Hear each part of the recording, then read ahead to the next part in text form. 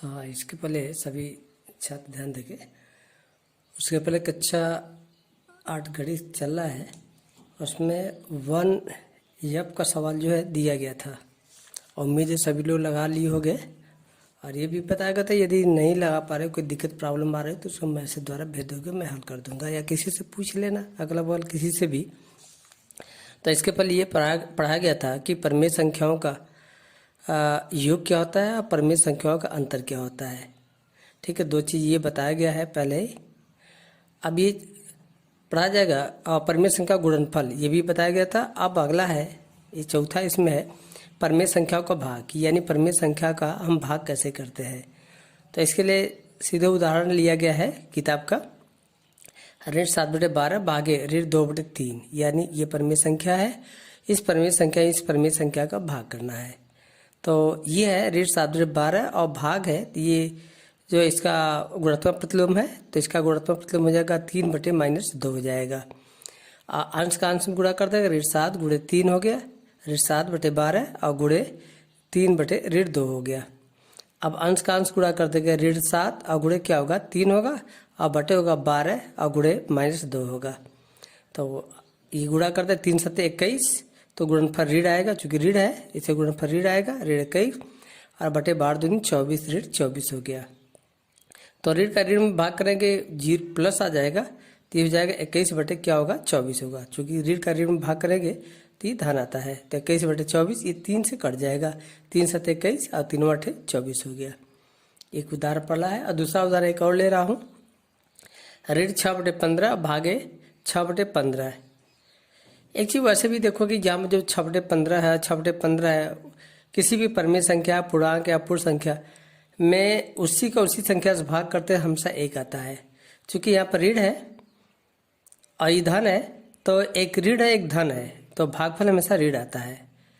ठीक है, भागफल में एक धन है एक ऋण है, तो भागफल जो है हमेशा ऋण आएगा। यदि दोनों ऋण होगा तब तो धन आएगा, और दोनों धन है तो भी धन आएगा। एक ऋण एक धन है, दोनों में से कोई भी तो हमेशा ऋण आएगा। तो अब इसको प्रोसेस से देखते हैं।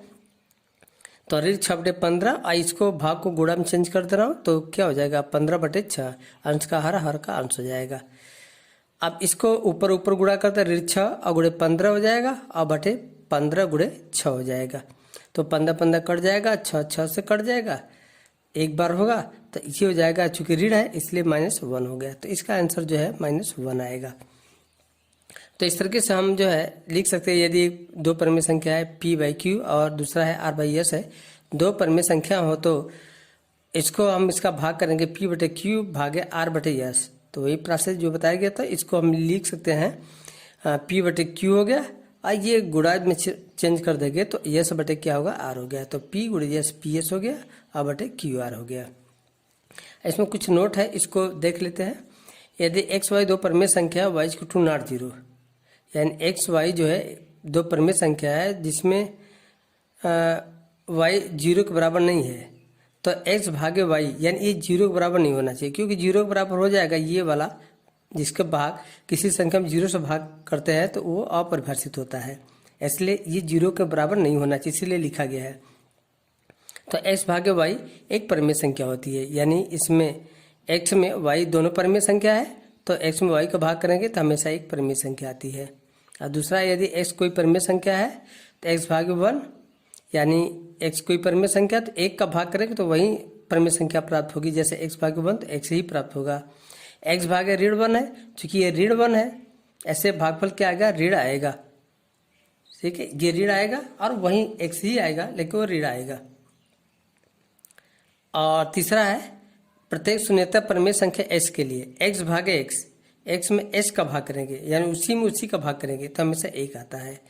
फिर वो भी है x भागे -x है, यानी जब ऋण का भाग करेंगे और उसी संख्या से भाग करेंगे, उसी संख्या के ऋण से भाग करेंगे तो हमेशा -1 आएगा।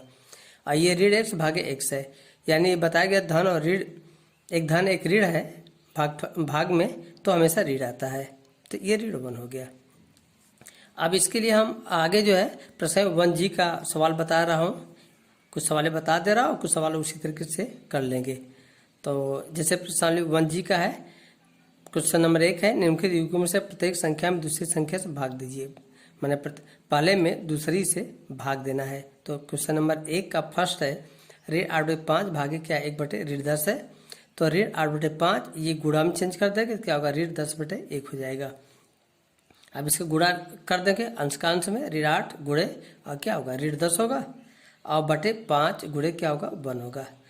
तो ये है ऋण का में ऋण का गुणा करेंगे तो हमेशा धन आएगा। बताया गया था कि ऋण का ऋण में गुणा करेंगे तो क्या आएगा धन आएगा। तो ये हमारा धन हो गया, ये भी क्या हो गया धन हो गया, यानी 8 गुणे 10 बटे क्या होगा 5। तो ये 10 और ये 5 से कट जाएगा, 5 दूनी 10 हो गया, 8 गुणे 2 यानी 8 दूनी 16 हो गया। इसका तीसरा सवाल ले रहा हूँ। तो ऋण 8 भागे है 5 बटे ऋण 16 है। तो ऋण 8/1 ये गुणा में चेंज कर देंगे तो ऋण 16 बटे क्या होगा 5 होगा। अब इसका गुणा इसके साथ करके ऋण 8 गुणे क्या होगा ऋण 16 और बटे 1 गुणे 5 होगा, ये नीचे वाला। ऋण में गुणा करेंगे तो धन आएगा हमेशा। तो 8 गुणे क्या होगा 16 हो गया, दोनों धन हो गया और बटे क्या हो गया 5 हो गया। तो ये कटेगा नहीं, तो 16 का गुणा जो 8 में कर देंगे तो 16 × 128 बटे क्या होगा 5 होगा। इसका पांचवा सवाल है। तो 5/12 भागे है ऋण 4/9 है। तो ये हो गया 5/12 और गुणे हो गया और 9 बटे ऋण 4 है। ठीक है, ये गुणा में चेंज हो गया। तो इसका गुणा इसके साथ 5 गुणे 9 और बटे 12 और गुणे क्या होगा ऋण 4 हो गया, ये लिखा गया है। देखो ये 3 से कट जाएगा, 3 × 9 3 × 12 हो गया। तो 5 गुणे 3 ऊपर बचा और नीचे 4 गुणे -4 हो गया। तो 5 3 15 हो गया और 4 गुणे ऋण 4 चूंकि ऋण है ऐसे क्या होगा -16 होगा। तो ये आ जाएगा -15/16 हो गया। अब चलते तीसरा सवाल इसका है, दो परिमेय संख्याओं का गुणनफल इतना है। तो यदि उनमें से एक संख्या ऋण 8/5 है तो दूसरी संख्या ज्ञात कीजिए। ये गुणनफल है, उसमें से एक संख्या जो हमारा दिया हुआ है तो दूसरी संख्या ज्ञात करना है। जैसे उदाहरण के लिए दो संख्याओं का गुणनफल 20 है। ठीक है, दो संख्याओं का गुणनफल 20 है। यदि 20 में एक संख्या 5 है तो दूसरी संख्या कैसे मिलेगी, 20 में 5 का भाग कर देंगे। ठीक है, तो ऐसे ये भी है, गुणनफल मालूम है, उसमें एक संख्या मालूम है तो दूसरी संख्या ज्ञात करना है। तो गुणनफल में इसका एक संख्या का भाग कर देंगे तो क्या होगा दूसरी संख्या मिल जाएगी। तो ऋण 6/7 भागे है ऋण 8/5 है।